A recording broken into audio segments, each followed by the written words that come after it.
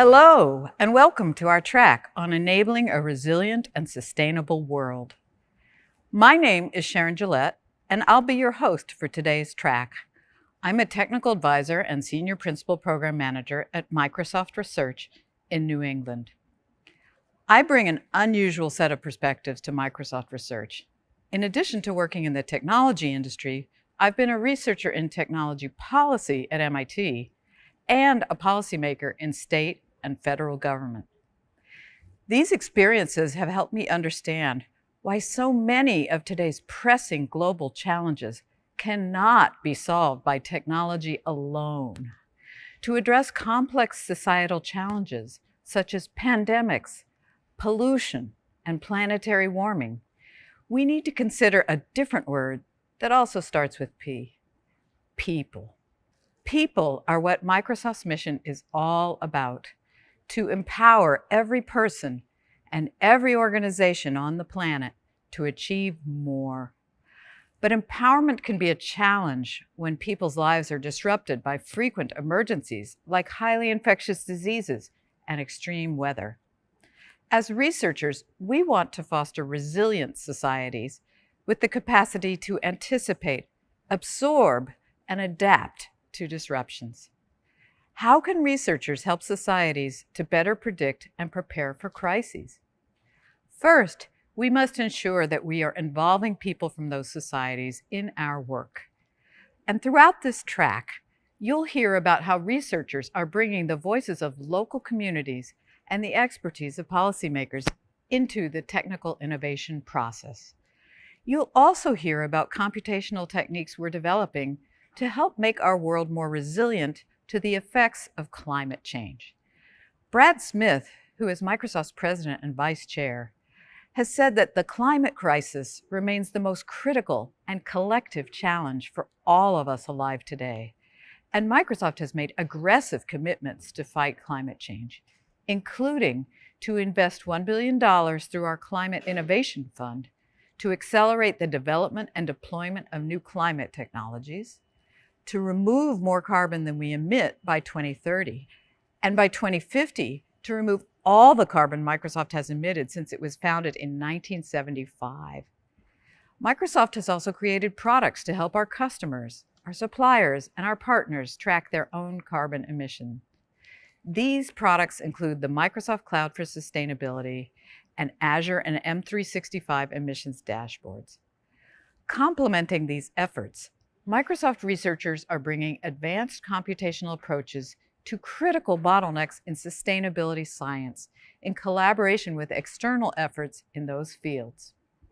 In this morning's plenary on the fifth paradigm of scientific discovery, Karen Strauss spoke about how we are combining deep learning with physical modeling to engineer more climate-friendly materials.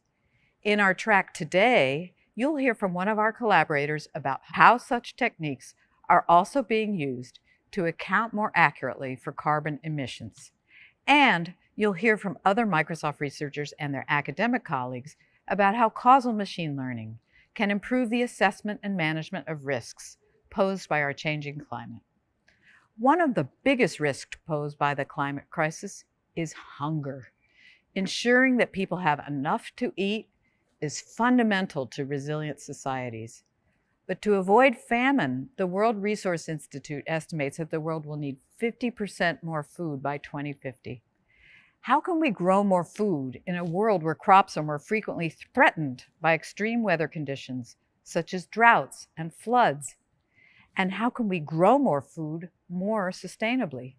We also need to reduce emissions of greenhouse gases across the entire food supply chain, from farm to table. Speakers in our first session, Sustainably Nourishing the World, will demonstrate how technologies such as sensors and machine learning can help address these very pressing challenges. And it's my pleasure to introduce Ranveer Chandra, who will lead this session. Ranveer is the Managing Director of Microsoft Research for Industry and the CTO of agri-food at Microsoft. Welcome to this session. In this track, we are going to talk about sustainably nourishing the world. As you know, the world needs 50% more food compared to today's levels to feed the growing population of the world. But it is not just about growing more food. We need to grow good, nutritious food. And we need to grow this food without harming the planet. The soils are not getting any richer, the water levels are receding, there's not an increased amount of arable land.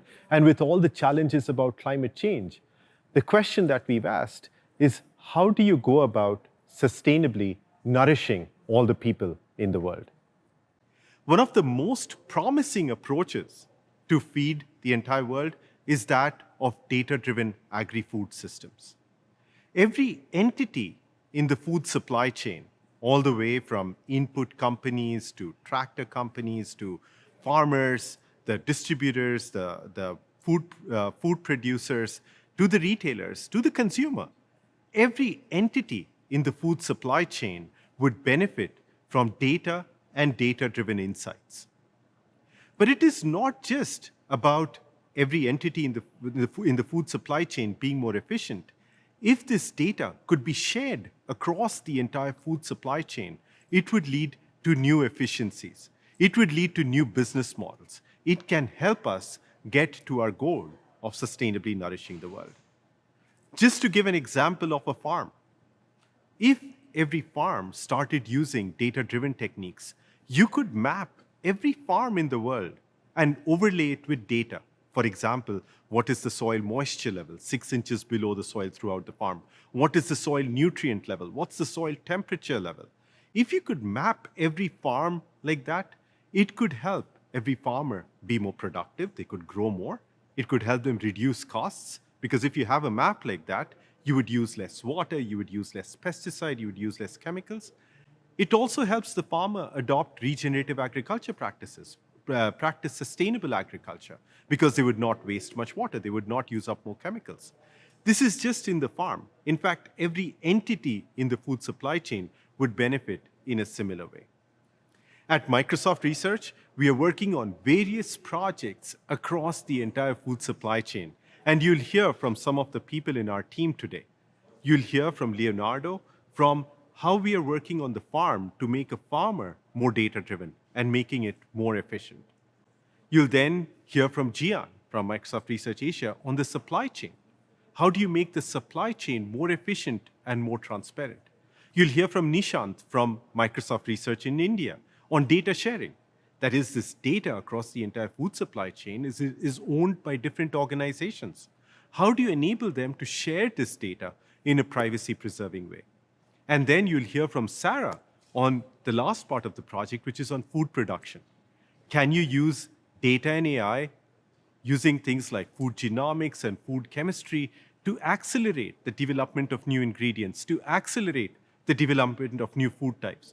For example, imagine making this really low-cost, nutritious product for everyone in the world. Hope you enjoyed this track listening to various people in the group. Thank you. Thank you, Ranveer. Hello. In this talk, I'll be introducing TerraVibes, a platform for generating insights for agriculture and sustainability developed within Microsoft Research.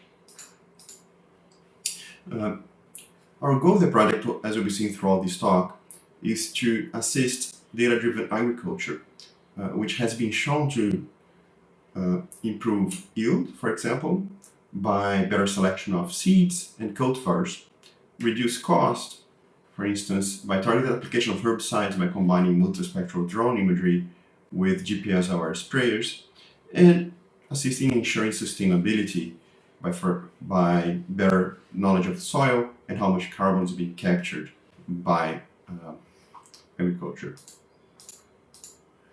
So the foundation of data-driven agriculture are several different sensing modalities providing rich data from the field, from precision maps that use satellite and drone imagery to connected tractors that can leverage these maps for precision field management, as well as are able to collect data as it goes, so that ensuring practice verification and evaluation, as well as IoT connected sensors that can be used for methane emission tracking, for example, for better monitoring of greenhouse gas emissions. Hence, one needs to be able to seamlessly ingest, associate, and act upon this data to be able to generate actionable insights needed for yield maximization and carbon minimization in precision agriculture. But each of these data sources show different characteristics with respect to how frequently we receive information, their resolutions, and their prices. For example, satellite imagery is widely available geographically, but their spatial resolution is in the orders of meters, whereas drones are much rarer, rarely available, but their spatial resolution is much higher in the order of centimeters. On the other hand, ground sensors provide much more frequent temporal data in the order of providing readings every minute, but are then spatially sparse, not being available as widely as we'd like. And then usually when building these data-driven solutions for precision agriculture, one needs to handle all of these different data sources and then build machine learning solutions and analytics on top of them. But this also presents a challenge for data pre-processing harmonization and suitable AI models that can take advantage of such multimodal data. Inspired by this challenge observed when building models and collecting data for our group in Microsoft Research, we designed and implemented TerraVibes with the goal of facilitating data pre-processing and handling, allowing the focus to be on the actual model building and insights, as opposed to data ingestion and wrangling. For these, TerraVibes enables building low-code, no-code insights for agriculture by abstracting away all the data ingestion and pre-processing complexity into ready-made packages that can be reused, merging different models and data coming from IoT sensors and drones, and then through pre-built workflows, combining all of these models and data ingestion solutions into ready-made solutions that then can be leveraged to build new insights and new analytics for farmers. And we are releasing all of these so that data scientists, agronomists, and other stakeholders can build on top of it, creating more insights that empower farmers.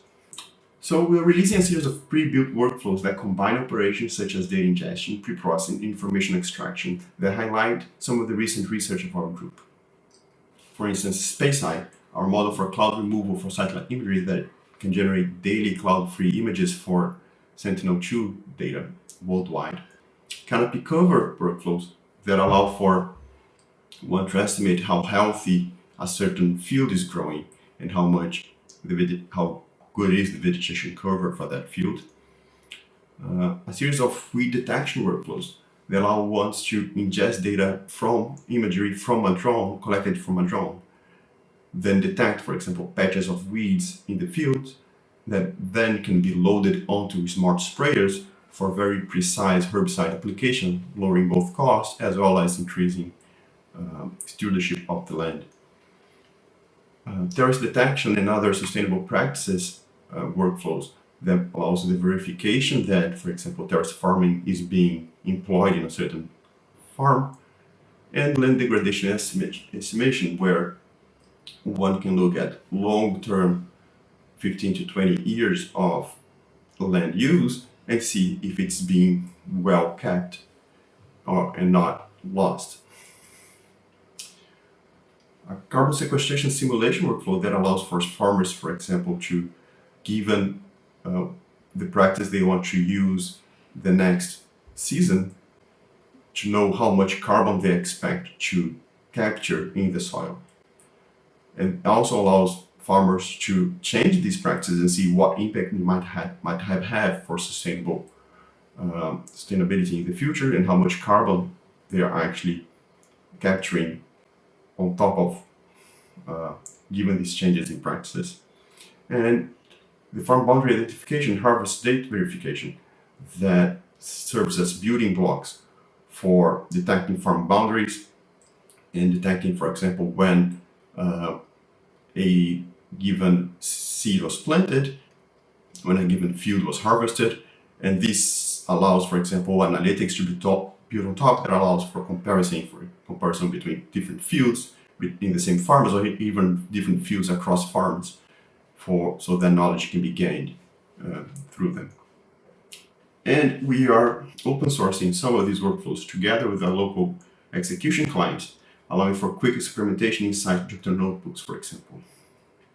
Each of these workflows can be composed and used in different manners, as we'll be talking in the next slides. So as an example for the space-side workflows in TerraVibes, we can have a look here on how they are actually described in a big YAML file, but more importantly, how they are described as a composed series of workflows and operations. So in TerraVibes, each workflow input always specifies two things: where it should be run and when it should be run. And then with that information, the system ingests all the necessary data, computes the information it needs, and provides the output, in this case, the daily free cloud-free daily images from Sentinel-2.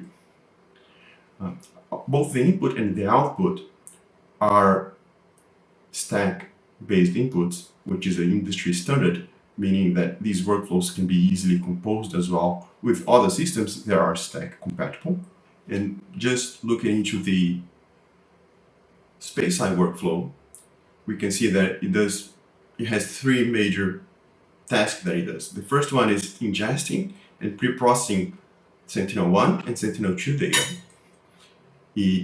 Once does all of this ingesting and pre-processing, we detect shadows running a specific deep neural network model, and then we run the actual space-side model that removes the clouds, providing the daily free imagery. And each of these steps can be used separately, so you can pick apart this single pre-processed workflow and use in your own workflow, or we can use the whole space-side workflow as a building block for a more complicated solution. In this case, which will be also adding, is going to be available. It's an example of how we can use space-side to generate training data that, when combined with cropland use data provided by USDA, showing for where each crop is planted in the US in a given year, one can train a deep neural network model that learns to predict where a given crop was planted in a season.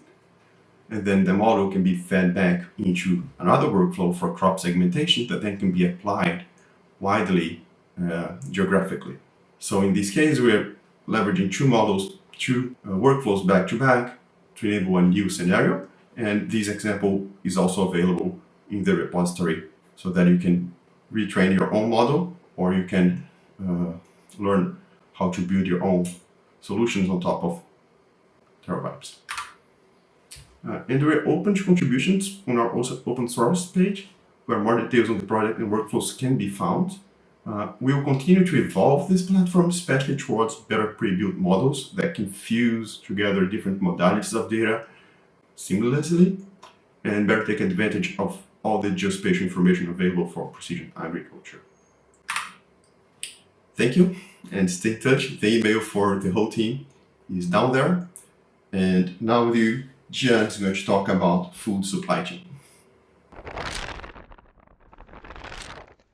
Thanks for the great talk by Leonardo. So this is Jiang. I'm a Principal Research Manager from Microsoft Research Asia. And next, I will talk about enhancing food security with AI-based supply chain optimization. When talking about food security, it usually means having the adequate food availability with sufficient access and stable means to consume enough safe food.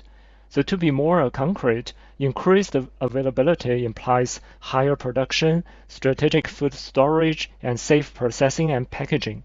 Enhanced access is much related to fast food transportation with efficient distribution and inventory management, and the improved stability calls for stable food retailing channel and price, as well as timely demand fulfillment. In this way, we can see that the foundation behind such enhanced availability, access, and stability lies essentially in the existence of resilient, agile, and flexible food supply chain.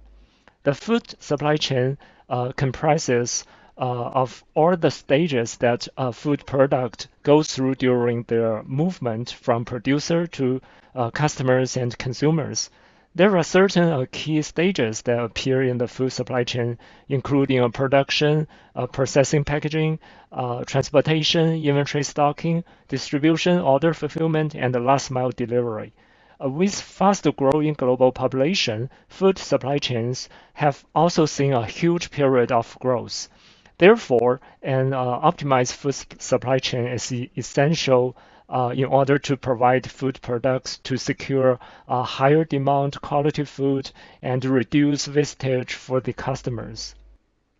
However, food supply chain optimization is currently facing a few critical challenges. In the first place, since the whole food supply chain consists of multiple interdependent stages, any problem at any one stage could be propagated and augmented through the whole chain. In addition, such optimization needs to be adaptable to the continuously changing supply and demand of food product at any stage. Furthermore, the food supply chain optimization usually indicate exploding computational complexity due to potentially huge number of variables and constraints. Last but not least, unprecedented disruptions, which we have seen a few in recent period, may cause a severe concern on the vulnerability of the food supply chain. And to address these challenges, we usually need two fundamental techniques, advanced forecasting and large-scale optimization. In particular, in many circumstances, accurate forecasting is necessary for food supply chain optimization, and therefore we need a strong forecasting capability that can capture a rich temporal and spatial dynamics dependency across different stages in the food product supply and demand. To further conduct a food supply chain optimization, we also need a large-scale and efficient optimization method to secure different stages of the food supply chain with delayed feedback and multiple objectives. And more importantly, this method needs to bear the capability of simulating unprecedented disruption and optimizing food supply chain with limited online interaction. To this end, we have built up an advanced forecasting framework called FORCed with parallel branching techniques to capture different temporal patterns, including using a recurrent neural network and transformer to capture both short-term and long-term dependencies, and using NBs to model periodic and trending patterns. It also uses graph neural networks to capture spatially complex relations. And to solve the large-scale optimization, we develop a multi-agent optimization framework called Maro. And the design of Maro, especially for the customized simulation environment, makes it possible to simulate unprecedented disruptions and learn the optimization policy towards those disruptions. Maro also leverage continual offline reinforcement learning to guarantee that the optimal strategy will be achieved after several iterations of deployment. To address large-scale optimization, Maro also designs distributed cooperative learning, which decomposes complex decision-making into distributed agents to improve decision efficiency and leverage the computation and the cooperation relationship between different agents to reduce the gap between distributed decisions and global optimal decisions. And these two technology framework have been used to solve real-world optimization tasks with different supply chain stages. In the following, we would like to share three specific examples. The first example is about repositioning empty containers in shipping network to fulfill cargo transportation demand with minimized operational cost. And here we define each port and vessel as agents, and the policy is to determine the number of containers to transport once a vessel arrives at a port. Compared to traditional approach, our new framework can increase the decision efficiency by 1,000 times and result in 10% operational cost saving. And moreover, when facing unexpected shutdown of some ports, our approach can ensure the learned policy to make faster adaptation. The second example is the inventory optimization scenario in the domain of retailing warehouse management. In general, the task is to deliver the right good to the right place at the right time for maximize the revenue while minimize the cost. For this task, we define the agents as stores as well as each type of SKU. And the policy is to determine the procurement timing, amount, and supplier for each SKU. By using our technologies, we have observed 10% profit increment in a POC over the data from Walmart with more than 100 times speed up of decision efficiency. And more importantly, facing an abrupt and steep increase in demand of certain SKUs, our algorithms can rapidly adapt to make more efficient decisions in such unexpected environment. The last example is dynamic routing, which aims at distributing encore orders to existing routes in real time. Given that the planned orders cannot be charged and cannot be changed, and encore orders can be released anytime. So while minimizing the total travel time of all carriers, all orders should be picked up or delivered in the certain time window to avoid fulfillment failure. So our technology has resulted in 10% increase of fulfillment ratio with instant decision making to any emerging encore orders. From all these three examples, we can see that there is a huge potential to leverage AI technologies to improve the efficiency and the effectiveness of food supply chain optimization so as to enhance the food security. And this may require a close collaboration between all the stakeholders based on both business domain understanding and technology innovation. And we will be more than happy to talk to any partners who will feel interested in any form of collaboration. So that's all my content today, and thanks again for joining this talk. And up next, you will hear from my colleague Nishant on secure data sharing for food supply chains. Thank you. Thank you, Jiang.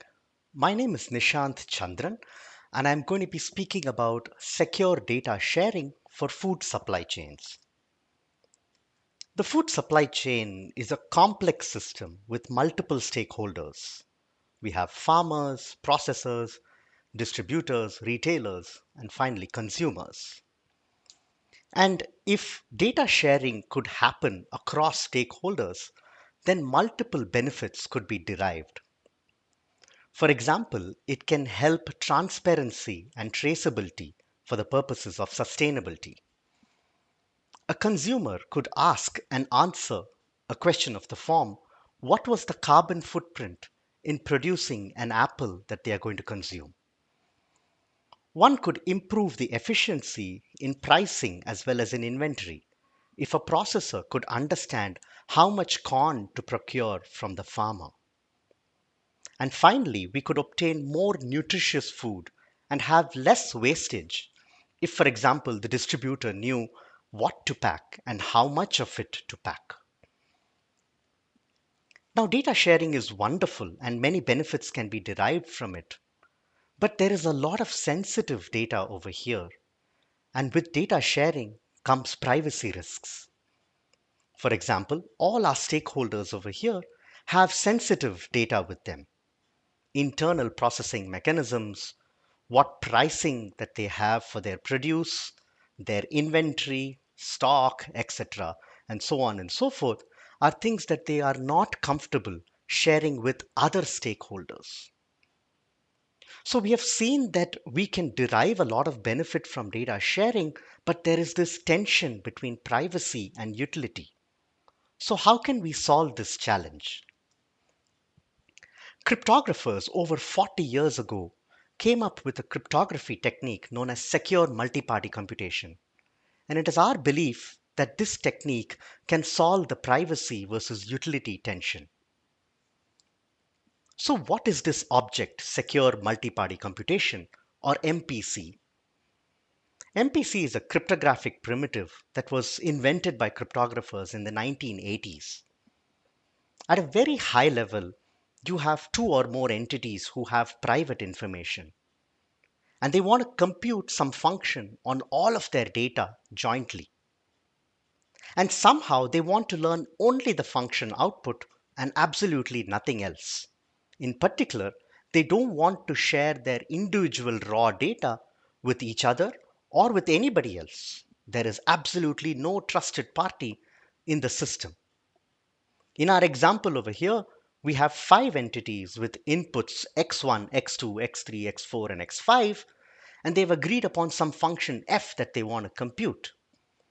And parties run an interactive cryptographic protocol to securely compute this. That is, they will run some local computation, exchange bits of information with one another, continue the local computation, and finally, at the end of this interactive process, they'll somehow magically have learned just the function output. And throughout this process, they would have computed on and communicated random bits. Sounds a bit magical, right? Let's see how MPC actually works through a very, very simple function.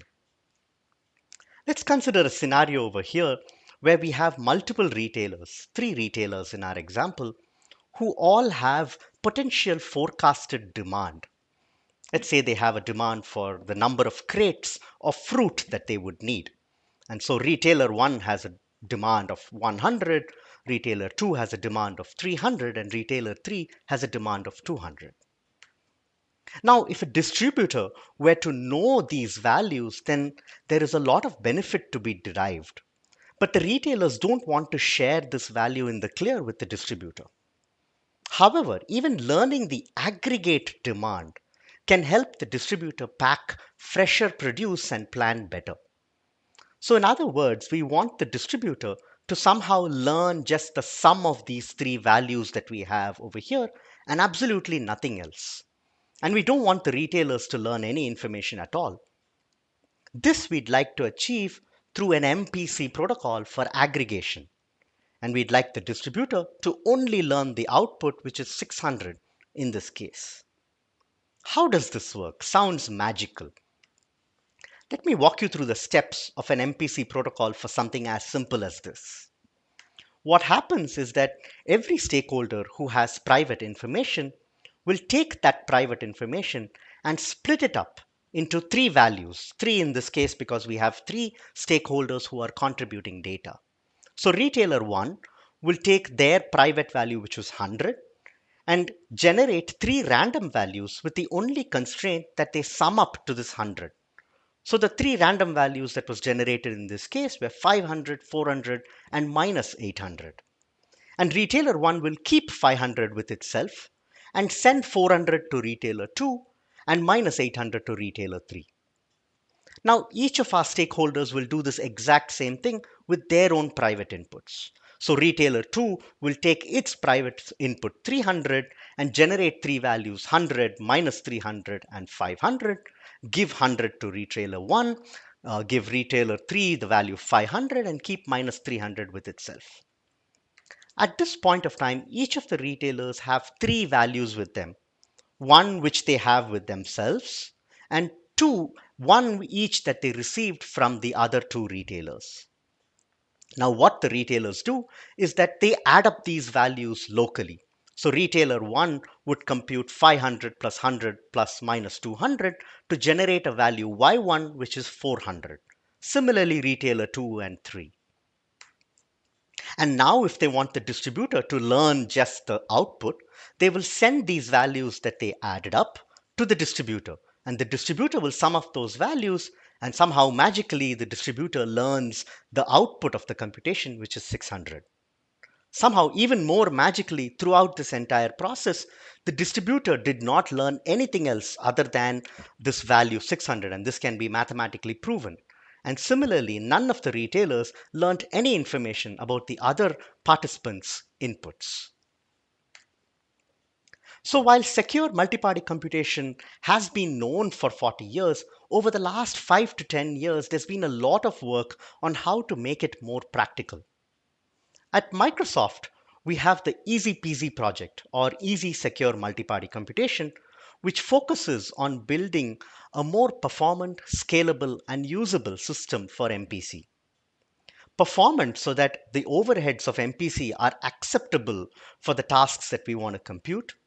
Scalable so that it can run on real-world workloads in a scalable manner. and usable so that if we have a scenario at hand, we do not need cryptographic expertise in order to generate all these protocols and can somehow magically just generate these protocols without any crypto expertise whatsoever. As an example, we are applying MPC and in particular Easy Peasy to the problem of demand forecasting, where processors and distributors will combine their data to compute better optimized decisions. Decisions such as how much of a produce I should pack and what should I pack. And all of this without sharing any raw values whatsoever. If you're interested in knowing more about the Easy Peasy project and secure data sharing in food supply chains, I'll encourage you to visit the project webpage aka.ms/easypeasy or reach out to us at easypeasy@microsoft.com. Thank you very much. You will next hear from my colleague Sara Malvar. Thank you. Thank you, Nishan. Hello, everyone. My name is Sarah Malver from the Research for Industry team, and today I'm going to talk how we can sustainably nourish the world. The world has a food problem, and I'm not talking only about amount and production, but also nutrition. We need to grow 50% more to feed the planet, yet we lose over 40% of the food we produce. More than 2 billion people lack vital nutrients, and more than 500 million people get sick by eating unsafe food. And agriculture and food waste has a huge environmental footprint. So the key challenge is that we need to increase production and decrease the environmental impact of the food that we produce.